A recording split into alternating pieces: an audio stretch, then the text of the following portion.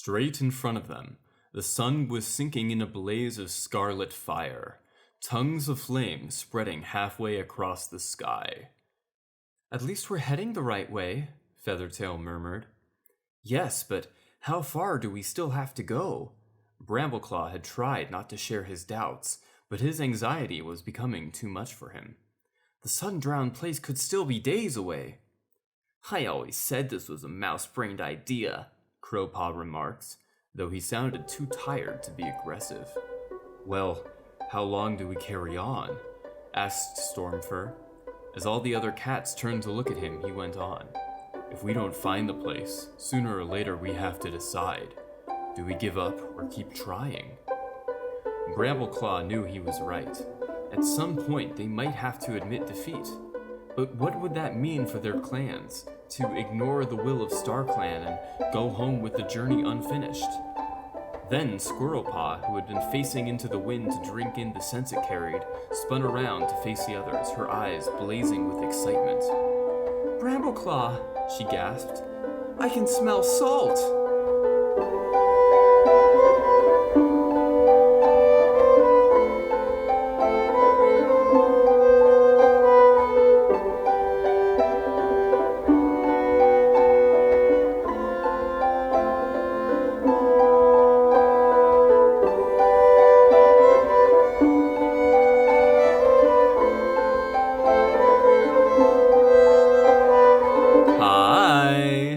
Spencer Grant, and you're listening to Fourtrees, a Warrior Cats community podcast.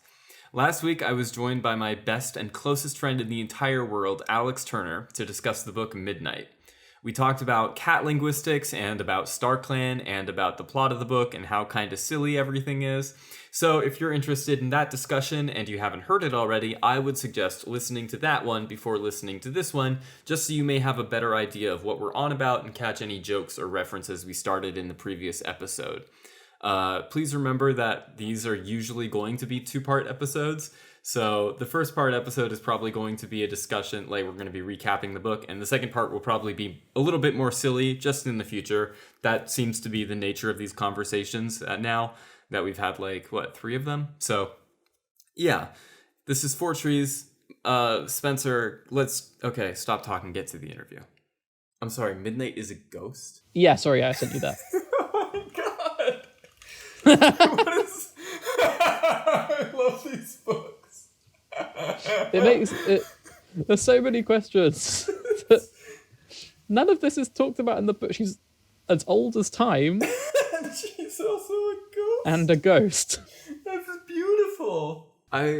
It's so interesting. If she's as old as time, you'd think that she'd take the time to get better at also, the detailed description of her basically contradicts itself constantly. What do you mean? What does it say? Midnight is a huge, bulky female badger with small, round, very bright, beady black eyes. So very bright and black. I mean, maybe it's like bright as in I don't think that it's like bright as in like physically bright. It could be like bright as in, how you would describe somebody, I suppose, as being bright. Right, she has broad, heavy shoulders, a broad white stripe running down her face, a wide head, and broad, flat, massive, heavy paws. But her muzzle is narrow. So how is her muzzle narrow if she has a wide head? That's a good question. Very, very odd and pointed. Her face has a long striped nose, which she has thick fur and broad, muscular limbs. Yeah. Midnight is an ancient being who is a spirit, but can appear physically in the living world. Good for her, man. Good for her. I think Midnight was probably the least interesting. Not to say that Midnight isn't interesting in her own right, but I was a little bit more concerned about the Magic Sisters. Yeah. I forgot about that plot point, and I thought there wasn't any magic until later. Well, there was the basically the fact that Leafpaw and Squirrelpaw have some kind of one-way telepathy, which I thought was like... I understand the idea of saying these two are twins. They can understand when one thing is wrong with the other without needing any cue other than their presence. Because that makes sense. I am a sibling to people. I have certain implicit understandings towards my siblings in ways that I cannot really express. And I suspect a lot of people feel the same way about their siblings as well. They just might not choose to use quite as pretentious vernacular to describe it. So when it comes down to like that, I get, and I'm like cool with it. I do like. I'm not sure how I feel about the fact that Leafpaw can bite on a root and Squirrelpaw will wake up the next day tasting it. Like I like that it's, I guess, obscure enough that like in the real world nobody would be able to tell. Like, yeah, but also like it's I don't know. The part about it that I liked the most was this notion that Leafpaw sometimes was unable to discern between her own thoughts and experiences and those of Squirrelpaw's, because I'm like, oh yeah, she's tuning into those distant stations. I understand. Yeah. But the rest of it, I'm like, yeah. So yeah, magic does exist in this cat world, even though it is for the most part the same as our human world. Yeah. And that's the thing. You have to, heaven is real, but only for cats, and in particular, only for the cats that have this particular belief system. Although apparently there are other groups of cats that have their own belief systems that also have their own heavens. So like there's a you might have noticed, had you actually read the book, that Midgngngnight says something about a tribe. I mean, I read most of the book. It was at the end though, so I know you didn't get to that part. Midgngngnight says something about how they're tribe cats, and then she's like, "No, wait, sorry, you're from clans. My bad." Ooh, and yeah, that's right. Is that going to be something to do with the Scottish bit? Yeah, that's right. There are Scottish cats. They show up in full force. It's really interesting actually, because like for the most part, do they wear kilts? That's what I was gonna say. Like the most part, all of the cats in these books have like more or less plausible colorations, or like colorations that are plausible enough that like unless you were to draw out Punnett squares, you wouldn't be like, something's odd about that. But then like that all basically goes out the window as soon as the Scottish cats are introduced, because their like fur is tartan. What? Yeah. Scotland has native cats. Yeah, but their fur is like plaid. What? And that's just how they're born. It's really interesting. Oh, because the Scottish wildcat is like an actual cat, which is it's like a little bit like a Maine Coon. It's a big winter cat. How do you feel about the protagonist in this book? In what way? Do you like him? Not really. You don't like Brambleclaw? He seems, I don't know, he doesn't seem to have much of a personality. That's fair. From what I got from him. How do you feel about the way that he like interacts with all the other cats around him? I thought it was weird that he seemed attracted, I can't remember which cat it was. He seemed attracted to a cat who was significantly younger than him, and it seemed a little bit pedophilic. So, he does like have a weird thing going on with Squirrelpaw. I thought, I was gonna say, is that Squirrelpaw? I couldn't quite remember. Basically like throughout the entire book they're antagonizing each other, and then towards the end of the book he starts describing how she smells, which is basically like the tell in Warrior Cats. Well, I don't think I got that far, but fair. It was there were bits where he was saying that he missed her when she was gone. So I was like, oh, it's definitely setting something up. I don't know, like it's been long enough since I've read the books that I don't know how I feel about their relationship. I don't remember how it actually plays out, fortunately. But like the way that from what I read in this one, I'm like a little bit dubious about whether it'll actually be good. It's like, I don't know, like they seem fine. I'm like, if they stay like this forever and they only just like continue antagonizing each other and they never declare a relationship of any kind, then like that's cool, because like I can respect the idea that people who don't like each other or people who do not on the surface level get along can like maintain some kind of comradeship in terms of like, you know, we were in film school, we dealt with people we didn't like all the time. I don't know what you're talking about. But I also like, I kind of don't like that dynamic. For you're right, the age difference does make it weird. But like also just the way that he treats her isn't that fun. Also, they talk about becoming an adult at like 4 moons old, which is 4 months, right? So first of all, a moon is a month, or 28 days.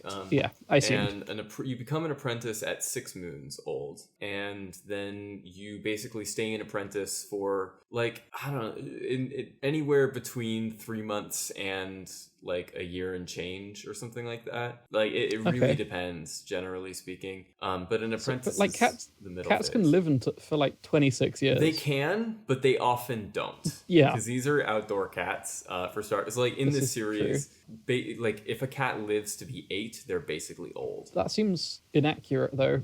I mean, they are outdoor cats. Yeah, but outdoor cats can and do live much longer than that. Also, they're like constantly having race wars. That's true. Yeah, they are literally race wars. Yeah, it's really weird. Are there cat Nazis? So there were cat fascists in the last one. I think it's catists. Yeah, I would say, like, it's hard to use the term Nazi in reference to these books because that comes with a lot of like cultural and historical baggage associated with it. But like I would definitely use the word fascist without question.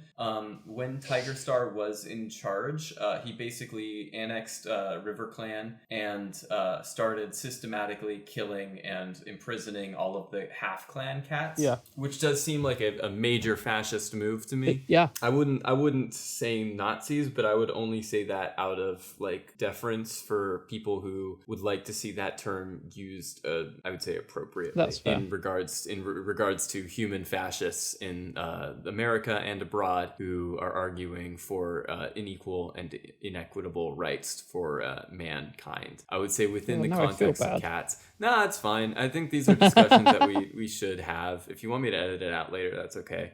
I think that these are like discussions that we should be having in reference to these books, because a lot of times, whether they know it or not, the books touch upon some like kind of important subjects that should probably be thought about in a little bit more context. I would really love to have like an actual like religious scholar on this show at one point to talk about Starclan. I feel like that would be a lot of fun. Yeah, that is actually a good idea. The way that they get recontextualized from religion to faction and so on throughout. See, I don't know if I don't think you could class it necessarily as a religion because it's not really theology. Yeah, I guess at this point there's no God. It's ancestor worship is what it is. Yeah, it is ancestral. Yeah, worship. I guess there isn't like a pantheon, but I would call it a religion just for the sake of like. Wait a second. Yeah, go for it. My mic just fell off. So yeah, I think I'd call it a religion. They don't have a pantheon, but I don't think that it excludes something from being a religion. And that would, I guess, be a question to talk to a religious scholar about. So hey, yeah, I'm not saying it isn't a religion, but it's not a religion in necessarily like the typical Western. I suppose. Yeah, that's a good point. Sense, which, considering it's a very Westernized book, is it written by an English person or a yes, American person, or by lots of people?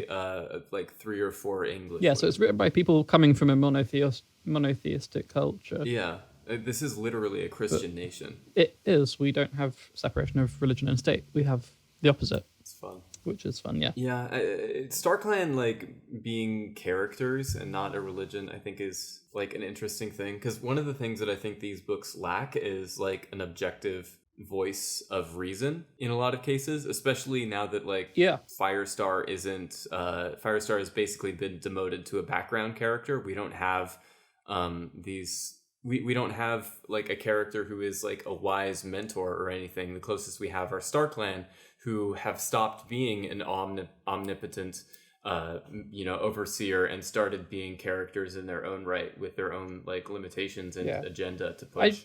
I would imagine it is inevitable within this arc that one of the main characters will become the head of Starclan, not Starclan, of Thunderclan, because that's just how it works in this sort of book. You think that Firestar is going to die? He was the protagonist of the last 6 books. It would make sense. All right. Well, that's fair. He's either going to die or he's going to disagree with something and leave. Okay. And I reckon either Brambleclaw or Squirrelpaw will become the next leader. Pretty freaking great if Squirrelpaw got to be the next leader. I would really like that, honestly. Can confirm. I would say she's probably the most interesting character in this book. Okay. Huh? Okay. Do you disagree? I find her annoying in the book a little bit. She is a literal child in this case. It is, that she is a child, and it can be grating. It's really when she has that like paw prefix. It's kind of difficult to dissociate the fact that she is a child, which is probably a big part of why the whole thing about Brambleclaw is so uncomfortable, that they're like trying to set up a romance there. Because, like, she is a paw. She doesn't have claws yet. Leave her alone. Yeah. Let her be a kid and think about kid stuff like Pokemon and cartoons, Dragon Ball Z. I don't know, whatever kids think about these days. Fortnite? I bet Squirrelpaw is great at Fortnite. Yeah. It's but yeah, I think without like a voice of reason or anything, these books have to kind of default for the voice of reason and objective like truth-ometer to be the protagonist, which I don't really isn't necessarily a good choice. Yeah, like it can work if an interesting if you're protagonist isn't necessarily one who always makes the right decisions. Yeah. And you need to be able to tell they're not the right decisions by having a perspective other than the protagonist to look through. Absolutely. I think when Firepaw, like, they talked about this a little bit, like when the trouble that Firestar got up to back when he was a kid, where he used to be like, he would, when Riverclan's territory was like screwed up, he would go and catch prey for them. And you got a really interesting, like, two sides from that, because the people who were mad at him, like Bluestar, was like, we have to feed our own clan first. Obviously, you were doing something compassionate, and that was very kind of you. But also, it's life or death in this forest, and you have put another clan's life before our own, and that isn't something that I'm comfortable with. And that was, you got to see that argument as well as Firestar's argument of these cats shouldn't be punished while we thrive idea. And that's like cool. And I really like that. But again, like you said, in absentia of an actual, of another thing, we have to default to whatever the protagonist is thinking. And the protagonist doesn't have anybody else around him to tell him that he's wrong. Or not anybody that we can like trust, I guess. Like the only person who says, hey, Brambleclaw, I don't like the ideas that you have, is Crowpaw, who is also a child and has been basically written to be grating, as grating as humanly possible, until he gets tired enough to stop questioning everything that Brambleclaw does. Yeah. Does it always start out as Kit, Paw, Claw, Yes. Star? Or is it slightly different for different cats? It depends on like where they're born. This is like another fun cat linguistics thing. Basically, the leader is the one who chooses all of the names for like the full-grown cats, but the mom gets to choose the names as the babies. For the clan cats, it will always start off as Kit, and then they become apprentices and they become Paw, and then depending on the leader, they might get different names. So like some of the leaders were really creative. In one of the books that we read recently, there were like a bunch of like really out there names, like Moonflower and Sunfall and Goosefeather and like Rain Whisker and Otter Splash and Heavy Step. And then when Bluestar in the last book, like a bunch of the other cats had really honestly generic sounding names like Brackenfur and Bramble Claw and Tiger Claw, Lion Claw. Like it's I don't know, it's another interesting thing. And yet none of them was called Pisswhisker. None of them were called Pisswhisker, which I think is a major oversight, and it is one that we will correct after our 6th season. And a movie, But so that's like also like it gives a leader an opportunity to like kind of be a jerk. It happened in one of the previous books. Actually, like in the last book we read for this show, there was a thing where Bluestar, the character who becomes Bluestar, is talking about how mean it was for the leader to name another cat One Eye after the fact that her eye was like lost. And then later on in a later book, after she becomes Bluestar, she names a cat from Bright Paw to Lost Face after her face is ripped apart by the dogs that Tiger Star lured into the forest. Oh yeah, is that the person who's at the beginning? I think she's mentioned at the beginning of the book. Yes, that was this book. Yeah. And then later on, only after Firestar becomes leader, he renames her to Bright Heart because of her fighting spirit and her perseverance, clinging to life. Yeah. It's honestly like really that. Actually, no, that was a specific question I had about her. They say that she has learned techniques to be as deadly as any other cat despite her disadvantages. Why doesn't every other cat learn those techniques and then be even more deadly? So I think that was like the idea eventually. They like started first of all, I don't know that techniques work like Dragon Ball power levels where you can just like continue adding on more. I think the idea is that Bright Heart can use those because she's like, without her eye and without that ear, she has like a special way of keeping in tune with those.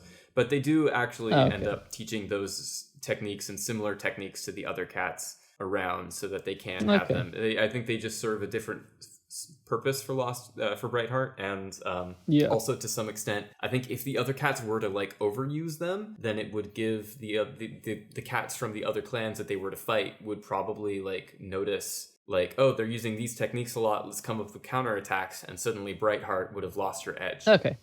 So that's a thing to think about. But I do kind of like the idea. Actually, the more I think about it, of these cats becoming more and more powerful as they go along. I can't wait until the part. Do you plan on reading any more of these books at any point? No. Okay. If you decide to come back on the podcast, unless you ask me to return. Let me tell you then. I don't want to spoil too much for any new readers, but there is a scene later on when Brambleclaw finally unlocks his Super Saiyan mode, and all of his fur turns golden, and he starts glowing, and it's like really good. Are you joking? Yes, I am joking. Okay, good. At no point. I couldn't tell because these books don't seem to have any logical consistency with what happens in them. I was from what you said so far. When I was talking about the tartan cats too, actually, and I was wait, were you? Yeah, and I realized that you believed it, and I'm like, oh crap, how do I? Yeah, go back because on why this? wouldn't I? Why wouldn't I believe? You were like, oh, they'd been really good about it until now. I was like, oh, okay. Yeah, I guess with the talking badger, like a lot of your suspension of disbelief, like the level Yeah, raises. there's a talking badger who's a ghost who's as old as the universe. Of course, they have tartan cats. It's an interesting direction for them to go in, honestly. But I don't know if I'd prefer it if they decided to keep it like stringently realistic, you know? Yeah. Like, how would they deal with a world in which the forest is being destroyed had Starclan not, suddenly elevated to being a real thing with actual powers? Yeah. Like, that could be interesting in its own right. But, I mean, I'm still suspicious of the fact that they are intending to destroy the New Forest to build a road. Maybe it's like a segment of the New Forest. You have to... Here's the thing, Alex, you read this book. You know how dumb these cats are. Yeah, they're fucking dumb, but like they could just move. Like, it's such a big place. It's full of wild horses. People don't know how many wild horses there are. Also, there is a distinct lack of wild horses. There were some horses. Were there? Yeah, they ran into some at but the were they? at the But farm. were they wild? No, they Yeah, weren't wild in this book. They were that's what I mean. meant to be not wild. Oh, okay. There was actually a segment that I did clip from because I wanted to talk a little bit about Crowpaw being a jerk, where Brambleclaw sees these horses and he's like, wow, that's crazy. So it's literally like they're setting it up like he's telling a joke. It says, quote, I guess even two legs want four legs sometimes, unquote, he joked. Enter, Crowpaw shrugged, and then they move on. And I love that idea of Crowpaw being like, not funny, didn't laugh. Like I kind of adore him, even though he is a brat. I think if there is any cat in the world to like, you know what he reminds me of, and I don't have a reason for him to remind me of this person. Crowpaw reminds me of Guy Fieri. Why? I'm not entirely sure, to be honest. I feel like Guy Fieri has a very strong energy about him. And I would say Guy Fieri is like a very positive person, generally speaking. Like, I really like Guy Fieri. I like a lot about what he does. I love, him going around officiating gay weddings and stuff, and being a proponent and messiah of Flavortown. I don't know what it is about Crowpaw that makes me think about Guy Fieri. No, I don't see it, but maybe it's because, like, if Crowpaw were a human, he would definitely be the kind of person to have a goatee and wear a shirt with flames on it. Oh, that's fair. Just like me. Yeah. How is your goatee doing, by the way? Because I know you shaved recently. It's back in full right. form. I'm glad to hear that. If anything, longer than it's reached its full 6 feet. That's beautiful. Have you been dyeing it? Yes, I have. Bright green. Good. Yeah. I'm never sure how to feel about goatees, because like they're awful almost always. Yeah, I think apart from on certain people. Conceptually, they're like fine, realistic. Like if I ever see a goatee in like a cartoon or something, I'm like, that's cool. If I ever see one in real life, I'm like, oh my god, are you okay? Do you want help? I always feel bad for it, but like I don't know any other way to interpret a goatee as a cry for. Like, even if you have one of the special ones, or like the ones that are like shaved in a funny way, like with Doctor Strange or what's his name, Iron Man from Iron Man. That's who I was thinking of, a good example of a goatee. Because like, I mean, I think Robert Downey Jr. does not. He needs a little bit of help insofar as jawline goes, but like not that much because he has a makeup department behind him. Well, even like when he was younger in things like what was it? Not Good Morning Vietnam, the other film that you might not have seen. Is it Air America? It might be Air America. I do not know much about Robert. It's a very good film. And does he have a goatee in it? No, he does not. But I'd say he is more attractive. He's got a very pronounced chin.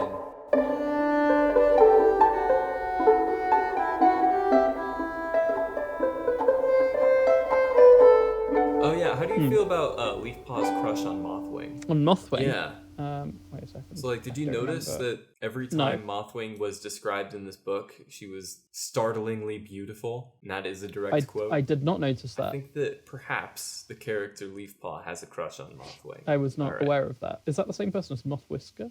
No, I assume so. I don't know if Mothwhisker is a character. No, that's Battle of the Clans, apparently. Battle of the Clans. Okay. If you're looking at the wiki, I can't help you. I have to stay away from the wiki, partially because I'm worried it'll bias me to some extent. Oh, okay. I'm trying to look up about. No, I definitely didn't notice that. All right, that's fair. Maybe that there was a crush. It was too subtle. See, I picked up on the thing with Squirrelpaw. Well, yeah, but that's like a hetero romance, so that's not subtle at all. It is, yeah, that's fair.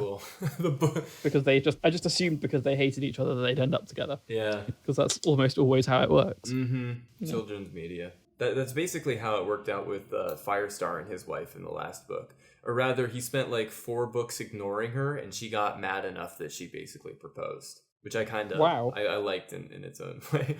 It was really...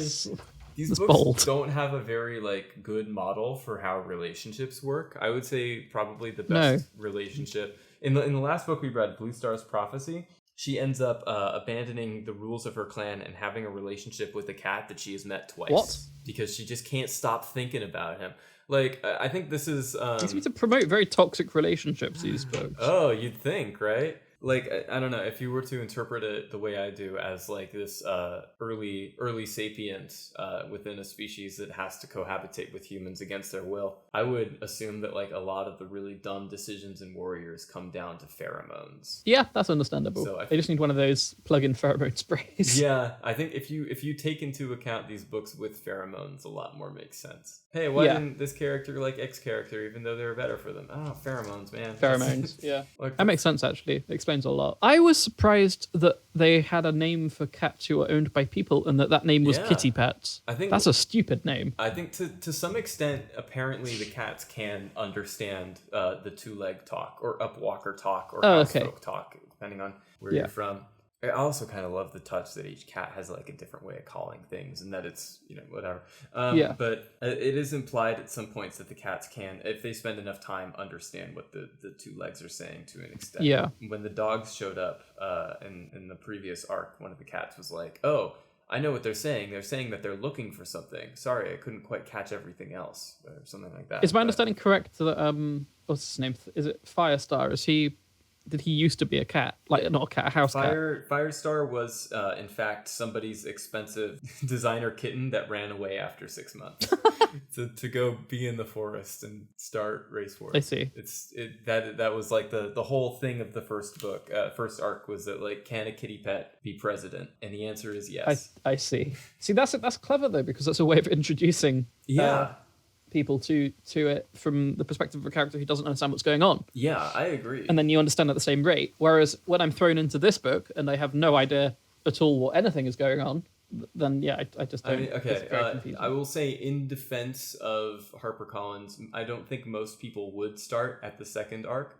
But also, that's fair. Also, like if you ever see this book like in the real world, it will have a 1 next to it, which I think could be pretty confusing if people don't know that, hey, the prophecies begin is the first one. And it says the New Warriors, which, like, the New Warriors sounds like it could just be a series that you'd be expected to start from. Yeah, I would say it is not as beginner-friendly as I assumed it was. Yeah. Most of the time, these books will, like, at the very beginning have, like, a little... There is the, like, allegiances, which doesn't tell you anything, but, like, within the first 2 chapters, they usually, like, go over the events of the last book in relation to each character. They mentioned something about dogs. That was about it, I think, really. Well, that's all you really need to know about the first arc. There was a little bit of hand-holding, so I picked up on some stuff, but it really wasn't... It wasn't much. Yeah, I assume it is interesting. Be more hand-holdy, but yeah, that's... I wonder if that'll like pick up in the next arc or something. Is this the same author as the previous arc? So there are multiple authors working on this. Yeah, but for this, is it the same for each arc? Is each arc done by one author? Each arc is done by the same collection. Okay. So like they'll have. Is it the same collection who did the first arc? Yes, I think so. I think they might have added like one other author in midway through or something like that. I don't know enough about the history of these books to. I should look into that. Yeah, it's worth noting because it would explain inconsistencies in tone and plot Yeah, and writing. if only I could go to a wiki or fan collation of all of this that wasn't vandalized by people being upset about fictional cats. So, okay. Are they still making these books? Are these books still being released? Sorry, yes, I just read something. There is there was a new book that came out a few months ago called Grey Stripes Vow that it took place both several years in the future and a few months in the past of this book. And then there is another book coming out soon that's a continuation of the 7th series. And then also there are some mangas planned and some other stuff for the future. So yeah, this is a franchise. Okay then. I think we're going to have to wrap this up soon, so I'm going to ask you a few more questions. First of all, Alex, you are a sound designer. I am a sound designer. How would you say that your history with Warrior Cats has influenced you and the direction that you've taken with your life? I think it's had a big influence on me. Yeah. I think in the future, going forward, I will be adding more cat sounds. Okay. Into my work. Like the Mario hiding them. The Mario Paint cat like MIDI sound, or do you mean like actual? I'm gonna get a cat and I'm gonna make sounds with it. Take that how you will. I figured you'd use it as a tambourine. I mean, it's not off the table. I'll certainly consider it. Yeah. So I think it's had a big effect on my life, and I don't think I'll ever look at the world the same way. All right, that's wonderful to hear. Do you have any projects that you would like to pimp or advertise before the end? Any bands you're in? Like the I'm not in any bands. Perhaps? Oh, I am in the Arctic Monkeys. That's correct. Yeah. Sorry, I forgot. That's fair. Yeah, it's me, Alex Turner from the Arctic Monkeys. No, I don't have any projects. I'm a big proponent of soup. So drink some soup. Okay, I'll pass it along. This episode was sponsored by soup. Drink it up. And cereal, as we all know, is soup. Oh, we're not getting into this again. Please, we're adults now. It's been 3 years.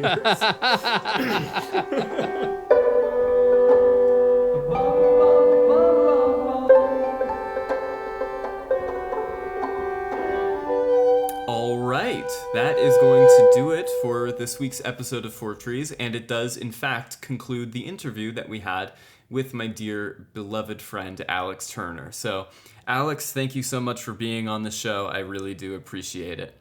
I would like to, once again, reiterate that this was recorded before Moon Kitty's video came out in regards to the Brambleclaw Squirrel Paw thing. So, we didn't really have any conception of that. We didn't watch the video before starting this, and I still haven't watched the video because I want to be conscientious of spoilers. I don't believe that like spoilers are a be-all, end-all. This will ruin media for me if I know anything about it, but like I do think that it would be a nice idea to, at the very least, remain somewhat spoiler-free through my journey through this book. And these series in general. So, no, we haven't seen the Moon Kitty thing, but I get the gist of what it is about because I do have friends who have watched it and have been able to provide me a pretty concise idea of what I'm looking at, and I promise that we will be keeping our eyes out peeled for that kind of thing in the future so we can come to our own conclusions, think a little bit more about it, and then eventually agree with Moon Kitty because she's usually right about everything. So yeah, that's been this week's episode of Fourtrees. I think I've said that already, but I don't particularly care. I'm staring at a sparrow that's hopping around on the ground outside of my window, and it makes me think about some beautiful things in life and, the fragility of it all.